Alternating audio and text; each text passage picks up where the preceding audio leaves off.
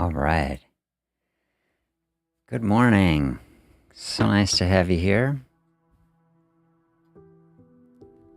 I'm Dr. Z, if we haven't met. If you're new coming through to Fasting Space, real nice to meet you.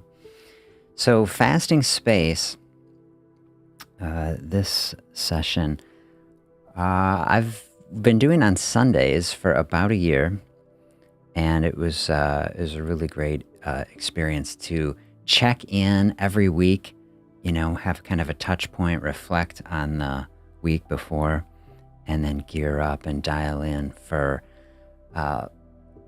trying to strive after health in the most powerful way for the week to come. And so that was a really great routine. And as I was reflecting on, where we're at, and I couldn't believe we're heading into the final lap of our 2025 and heading off toward 2026. I said, hey, how do we really dial in on health at the end of 2025, finish as strong as possible? And I said, why not expand this fasting space a bit? And so that's what this is. So if we haven't met, so I'm an internal medicine physician, ran a primary care practice for many years. My experience was the more I, both personally and with my patients, leaned into a fasting practice, the better things got from so many ways, from health especially, for weight loss, for well-being, and many different things. I did a talk the other day, if you look at the live archives, on fasting and inflammation. I think chronic stress and chronic inflammation driving so much of the maladies that we have in our society today. And so what I came to see and experience with myself and patients, man, you open up some fasting space, you can not only burn up the calories, you can burn up the inflammatory markers. Pat is here. Good morning. Happy Monday. So nice to have you with me. Hope you're grabbing a nice coffee and enjoying the morning.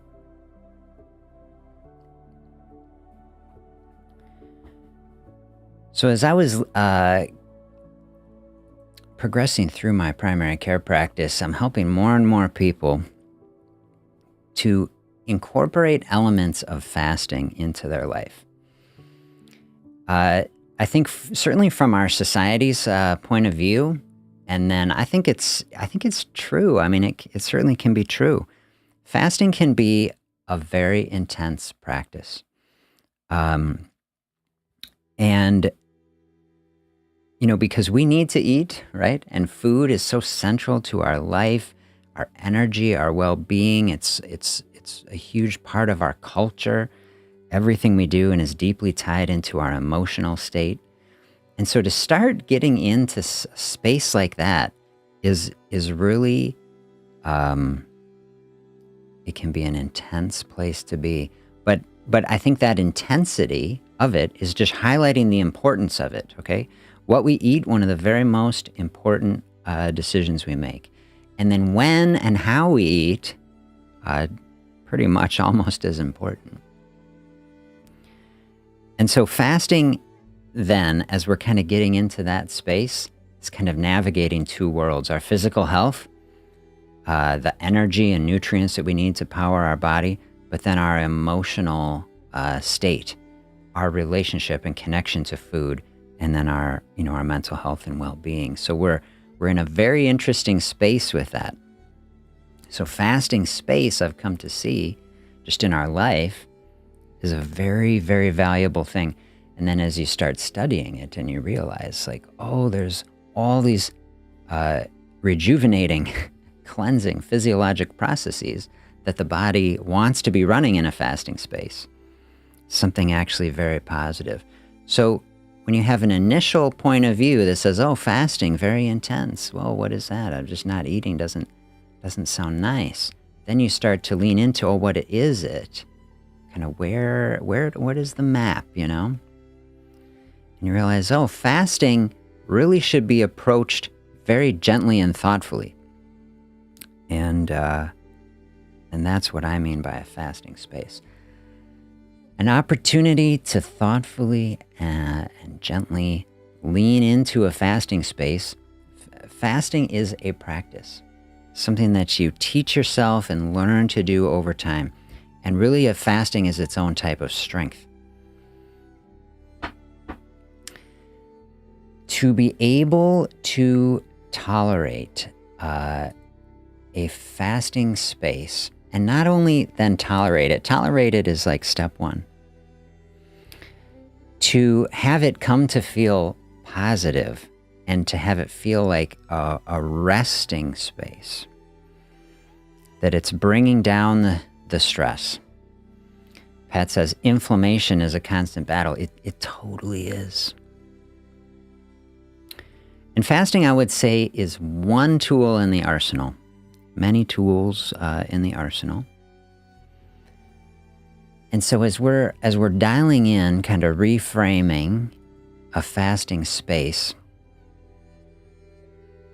I want to put it in context. I want this space to be a total health space. So fasting is not the only health practice. It's not the only good thing. It's one tool in our toolbox. And the reason I like to focus on it is because I would say it's the most neglected tool in our health arsenal in the modern times. And it hasn't always been that way. Fasting been recognized throughout history as a very health-giving process for thousands of years even. And then I think we've kind of lost sight of it in the midst of, this, really, truly incredible era that we live in, with incredible abundance, incredible food everywhere. And then I always say we need to be very thankful for that, and I am. And I think we need to take that mindset. We're sitting here in a fasting space. So I'm trying to create a space where we're kind of pushing back against, constant consumption, create some space where the body can use that reserve energy, just to recognize that even still in this modern, era, there are people who are struggling to have enough food. And that's something that I care very much about. And I think that, we always need to be mindful and respectful of that. But this is the situation that we find ourselves in the world. Things in the world, I don't know if you've noticed, this is how I feel about it, just a little bit out of balance in so many ways. And in many ways, our body mirrors, the culture and the society. Our culture, you don't have to look too far, out of balance, and then in our bodies, things out of balance. That's part of the deal with inflammation, right? Supposed to be balancing forces in the body that center and bring things back to a calm, settled, centered equilibrium.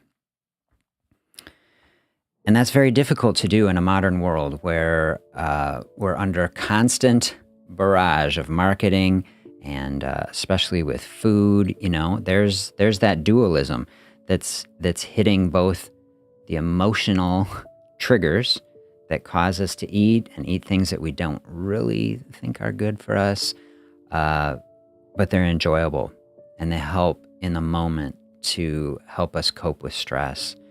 And so a big theme in this space is then how do we invert that? to take the tool that we so often use to deal with stress, food. We have a relationship with food that is a codependency, right? Like a coping mechanism where it's helping but not helping. Fasting, we say, is not food, right? It's the absence of food. In an ideal world, I would say, at least some of the time, you would have a relationship with fasting, one would, if you were trying to lose weight. Where you say, hey, actually, the benefits that I get from eating emotionally as far as finding comfort, at least temporarily. You can learn to find that experience through a fasting space. And that's based on real physiology in the body. When we are fasting, we're giving the body an opportunity, especially with our digestive system, to shut down, calm down, and reach a much more grounded state. Especially hormonally, like we don't appreciate. Hormones control just about everything in the body. Hormones controlling our digestive process. And when we're always eating, it takes, on average, depending on exactly the types of foods we're eating, about 12 hours to run the whole digestive process and get everything taken care of. So we start giving the body a break. It finally gives an opportunity for that whole process to shut down. And you start to see, I see less hormones kind of floating around, less stuff to do. Body can kind of take a break. This is a sort of thing, do you feel that way if you're really stressed? Maybe you don't have that long, but you're but I can grab a treat, right? I can grab something nice. I can enjoy it, have kind of this centered space. Better, this is like my favorite crutch. Grab a coffee, right? Coffee does that for many people. Very, a warm, comforting, pleasant beverage. Maybe for you, it's just tea or water, any sort of calorie-free beverage, ideally, although we always have grace with ourselves. Help you through a fasting space. And then in the big picture, you're trying to lose weight. The body stores energy for us. It's really incredible when you just start to pause and think about it. About the type of world that people lived in not so long ago. No refrigerator, no convenience store. And the intermittency and difficulty of always having food. And the fact that we encounter more energy than we need. Body will store it for us. We get angry about that. And I certainly understand that. You say, I wish I had an off switch on that program, Say, just don't do it. But it does do it. And so when we start to see it's really an incredible gift that the body can do this for us. Body fat is part of us. It's there to power our life in the absence of food. A very, very handy, emergency program. That's why there's 8 billion people on the world. But we say, well, we want to run that system in reverse a little bit. The modern paradigm of weight loss in general is try to lose weight by continuing to eat all the time. And I'll just tell you, that's a very difficult space to be in. I came to fasting solely, I think, as a pragmatist. I spent quite a few years trying to give every piece of standard medical advice that I could to help people lose weight, which is basically variations on the theme of lose weight by continuing to eat all the time. And if you start to really play that out, it's very hard to do. And I think this is one of the real reasons that people have limited success in the long term. If you look at a lot of long-term weight studies, it's actually unfortunately rare that people achieve weight loss that they want and maintain it for a period, especially out to 3 years. By 3 years, most people who have gone on a standard weight losing process have round-tripped some amount of weight loss and end up weighing more than when they started. And I experienced that in my early medical practice, and I found it very discouraging and frustrating because to me, it's should be one of the core purposes of primary care, can we help people metabolically to thrive and get to a place of significant health. I think everybody should have the opportunity to do that. And especially, maybe it's less now, I don't know. But especially 10, 15 years ago, if you were not having success losing weight, it was such a judgmental environment. People saying, oh, like, clearly you're just not working hard enough, and people really getting like so pressured. Maybe there's some amount of that still, but I think maybe we have culturally made some progress. And this is the talk I went into on, is obesity a disease? And this is the conversation, between this situation as a societal problem, and we take this huge issue, multifactorial, and we put all the pressure onto individual people. That's kind of one side of it. And certainly I'm on board. We got to take the pressure off of everybody, That's the big point. That's why I got the chill music. That's why I got this stuff. We got to like really dial back on the intensity of all of it.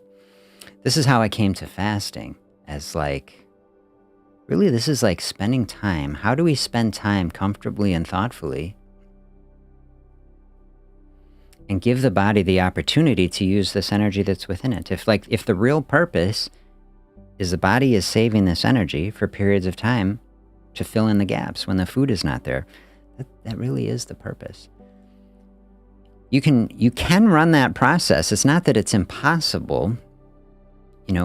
Run the commonly advised paradigm. Lose weight by continuing to eat all the time. Like mini meals all the time. This is how we get the whole paradigm, counting calories. Yes, you can have success with that, and some people can maintain that in the long term. The trouble is that there are many more factors than have been commonly appreciated, including the dynamic nature of our metabolism and the fact that the body tries to conserve energy. And as we are calorie restricting, especially without a fasting space, we can end up slowing down our metabolism, and we can make it very, extra difficult on top of everything else. Fasting is a more physiologic way to do it because it's aligning with what the goals of the system are. The body is trying to preserve our total energy so that we can survive, and it wants to use energy that is within us to power our body when there isn't food there so that we can, continue to thrive and get more food, I think there's a classic attitude, say, oh, if someone is fasting, they're going to be weak and low energy. Maybe that's true in the short term if you have no practice with it. Okay, if you are not skilled at a practice of fasting, and all of a sudden you're not eating, and your body is like, I always picture the cells of the body waving a white flag. They're like, oh, like what is going on? We're not used to this. That's kind of the barrier to entry to a fasting process, because if you're not used to it, okay, change is always difficult, right? Change is hard. Change about what we eat might be one of the most difficult things because, like we were saying, it's so connected in with our both our physical functioning and our emotional well-being. But the way the physiology is set up in the body, it should be seamless, going from an eating state to a fasting state, seamless energy transition. And if anything, energy increased in a fasting state once your body is trained to do it. So this is the potential that I want to let people know about. Is say, actually, fasting can be approached very thoughtfully and gently. You can lean into it slowly over time. And by over time, I mean, okay, to start, weeks, right? You don't really learn to fast in days, but you can like pick it up in a couple weeks, and then a couple months is like the next step, and a couple years, right? So fasting, I always, if you follow the channel, I always describe losing weight as a journey. Like, there's another reason why I flipped in to try to do the daily process during the week. So it's like, what would be the most helpful? This is what I was thinking. If, okay, each day is a step, right? We're trying to take a step every day. And I was thinking, okay, between now and 2026, what was it, Friday? I put it out. 82 days is like 82 opportunities, right? Each day, one opportunity.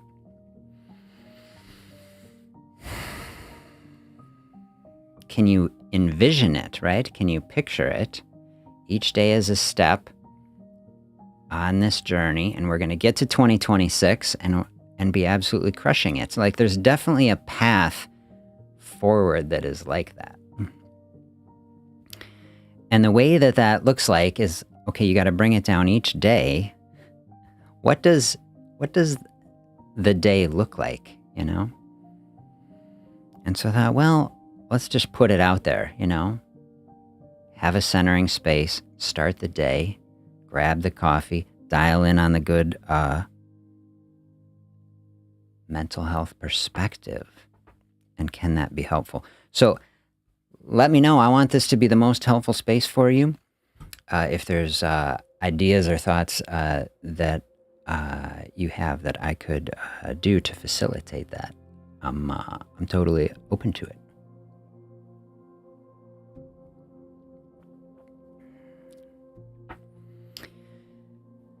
Yeah, so the standard process, the standard thought process, lose weight by continuing to eat all the time. One of the things about it is it's just so much more work. Here's the idea. I'm a big exerciser. As I've said on the channel, I encourage everybody to exercise to the extent that they want, to the extent that they feel comfortable with. One of the things that I never want to see for people is people who don't like exercising going out and increasing the stress in their life and burning themselves out and then getting injured because they're trying to lose weight. And I've seen that many times. Okay, in an average day, we say the average person using about 2,000 calories, and then there's, variance on that. And so we say, well, if we're consuming 2,000 calories and that's balancing everything out, and we're always keeping that energy, this is how we keep everything stable. And it's like you have to burn through all that energy then in order to start moving forward then. It's like, okay, in a classic dieting, we say, well, we're having mini meals. We never really can access a fasting space then, okay? Because when the food is gone, that's when the body says, oh, like, let's kind of dive in this fasting space. When we get ourselves kind of in between, we got a little food, but not enough to power the system. That can be a little more difficult sort of space. And then we tend to be active if we're not being thoughtful about it. Usually when people are active, tends to drive hunger. Easier to dial in on the fasting space first. If we get the fasting space rolling, we build our comfort and skill with the fasting space. All of a sudden we're in that calorie deficit, right? The food is gone and the body is hormonally in the state that says, hey, this is when we use the energy. Then is much easier. Then our exercise, whatever we're doing, it doesn't have to be so intense. We're starting from a much better place. Don't burn through all the food that we normally be eating and then start moving forward. Let fasting do the work. That's what I like to say. Open up the fasting space. Let fasting do the work. Body is always working in that space. And so when we are in that type of space, that's when things really start adding. That's why I say that fasting is like a lens that can focus every other good thing. We've got healthy eating, probably the most important thing, making sure that we're getting solid, healthy, natural foods, avoiding processed foods. Like that can be a path to weight loss all in itself, absolutely. And then exercise, of course, some people like pure exercise say, I'm just going to exercise so intensely, going to just exercise my way to weight loss. Can work, all right, as long as you don't get hurt and you maintain the motivation, okay, but a lot of work. I like to look at all these things as dials. Like, what is the dial? The healthy eating, like the exercise dial, And then fasting, a whole nother dial where you can lean in. Maybe it's just a little bit. Most people going 12 hours or, I don't know. There's so much snacking happening in our society. But, 12 hours historically, you have breakfast at 6, you have dinner at 6, and then you don't eat after that till breakfast. There'd be naturally kind of a 12-hour window. So fasting can be anything more than that when you would normally be eating. See, I'm just going to be not eating when I'd be normally eating. Some people find that very easy and natural. Other people, everything in life, kind of a bell curve. Some people not finding that difficult. Some people finding it very, very difficult.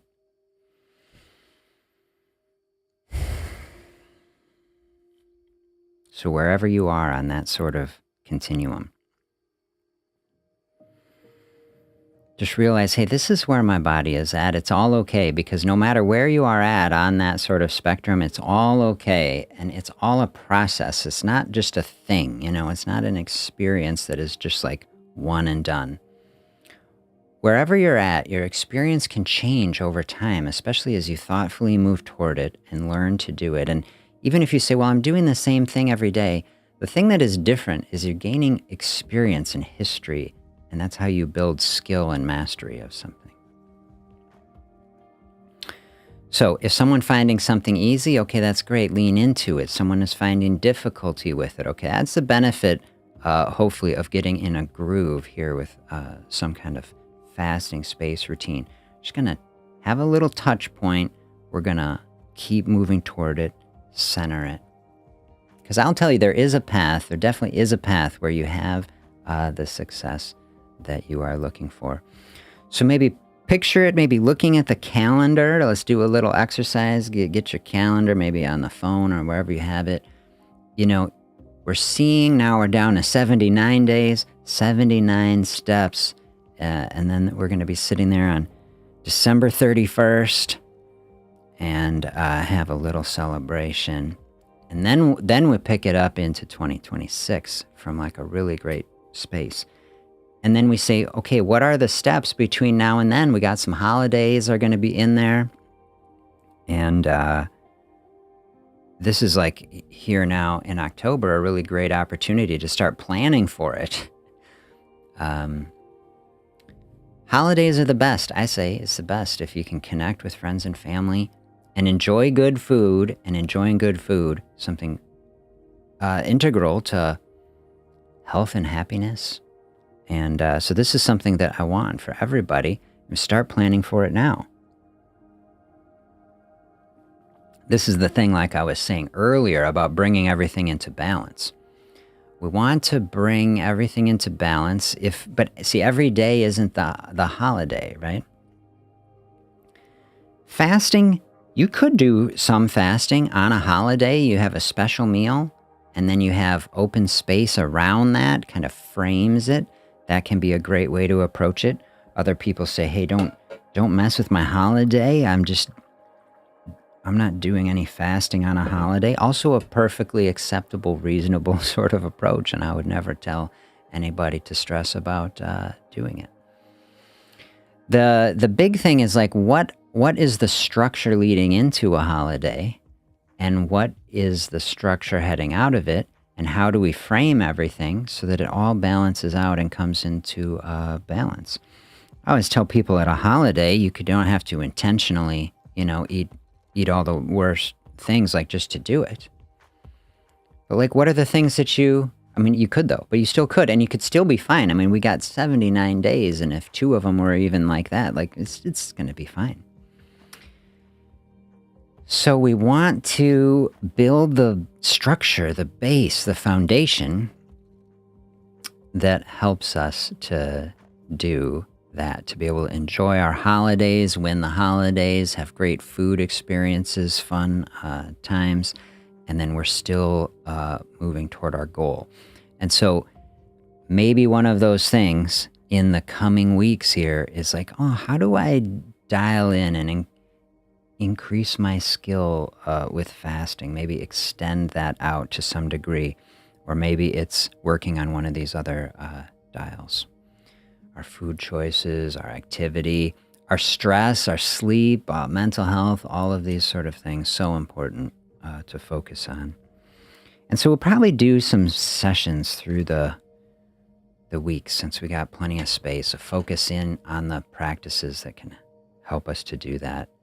Breathing practice, journaling practice, meditation practice, these sort of things are the things that help us reflect, understand our experience, and then move toward a health goal in the most sustainable and positive direction. So I would say the way our society typically frames these things, weight loss is complicated. That's a common view. And I'll tell you, hopefully we come to see it, that weight loss is simple.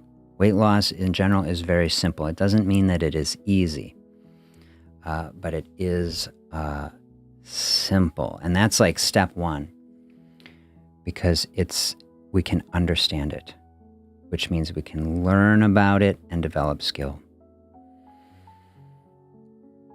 For the good. So nice to have you here. I hope you're doing well today. 2 hours away from a 24-hour dry fast, then rolling into a water fast 2 days. Very nice to have you sharing that. I hope this is a very positive experience for you. Let us know how it goes.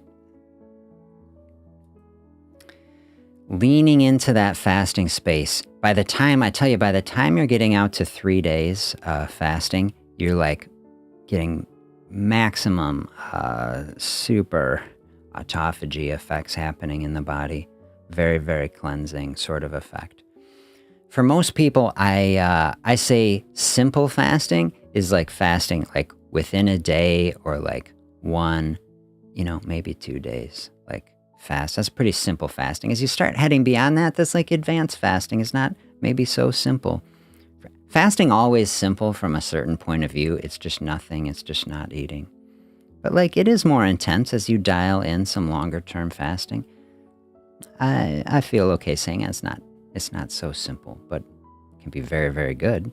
But nobody ever have to feel pressured by that. And that's what I always want to say. Someone new to fasting, someone just coming in, say, oh my gosh, like I can't even imagine not like going 16 hours. Like it can be very intense for people. And so I don't want anybody to think, oh my gosh, somebody fasting multiple days. It can sound overwhelming to someone. No one ever have to do that, okay? It is a very interesting human experience, I'll tell you, to develop the skill to be able to do that comfortably. Extremely, extremely positive.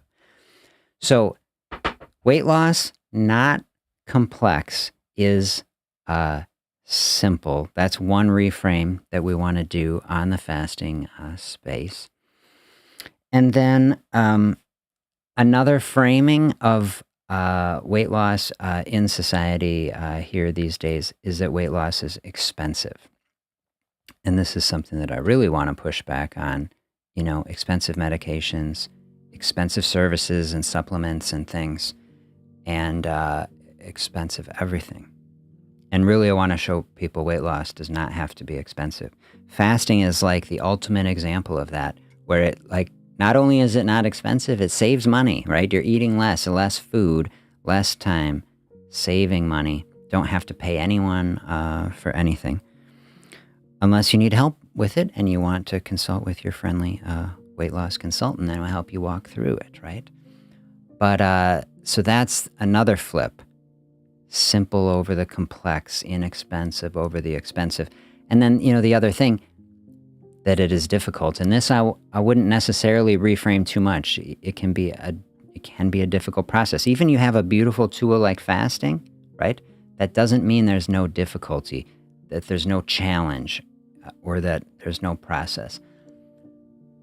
But the reason I like fasting so much is it's another tool in the arsenal, a very powerful tool, has so many additional health-giving benefits for the body. And the goal with it is to make it as easy as possible and to find a place of ease with it. And so that's where we're moving toward. Some people find it easy to do right off the bat, but maybe they just didn't know that it was okay to do. It is okay to do. Talk with, your medical team. Every video I put in contraindications to fasting. Nobody should be fasting if they're underweight, for example, or if you just don't want to do it, But even if you find it difficult, I worked with many people who find fasting initially difficult, realize, the body is adaptable and strong. You can learn to do this process, and it can make everything easier over time. It can boost up all of our beautiful food choices. It can charge up all the exercise we are doing. It can put it into a framework where it actually helps us move forward.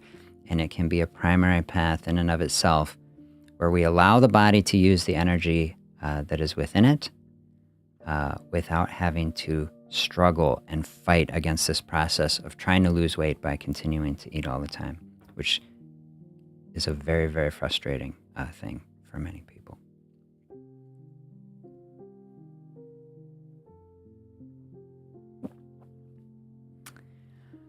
Many topics that I have on my mind that I want to cover in our coming journey ahead. If you have specific questions or thoughts, reflections, throw them in the comments. Really nice to have you here, and I will be back with you tomorrow. Have a great day.